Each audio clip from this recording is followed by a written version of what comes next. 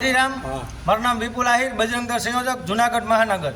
વિશ્વ હિન્દુ પરિષદ અને બજરંગ દળ દ્વારા આજે એક રાષ્ટ્રપતિ સાહેબને સંબોધીને એક કલેક્ટર સાહેબને આવેદનપત્ર આપવામાં હતું, જેમાં એક વૈષ્ણોદેવીથી શ્રદ્ધાળુઓ જે ખોડિયાર ઘોડી તરફ જતી એક બસ, જેને રોકીને આતંકવાદીઓ દ્વારા જે ક્રૂરતાથી હુમલો કરી, ફાયરિંગ કરી અને 10થી વધારે લોકોની જે નિર્મમ હત્યા કરવામાં આવી છે, તે બાબતે અમારે રાષ્ટ્રપતિ સાહેબને આજે સંબોધીને એક આવેદનપત્ર આપેલ, જે આવા આતંકવાદીઓને ડામવામાં આવે અને કડકમાં કડક સજા કરવામાં આવે અને અવારનવાર આવા તુસ્કાઓ થતા રહે છે.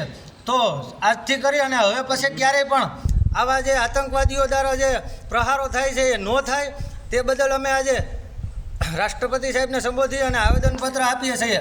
અને જે પણ આવી પ્રવૃત્તિ કરતા આતંકવાદીઓને આપણા દેશની અંદર જે સહકાર આપતા હોય તેને પણ સજા આપવામાં આવે એવી અમારી લાગણી અને માગણી છે. જય શ્રી રામ.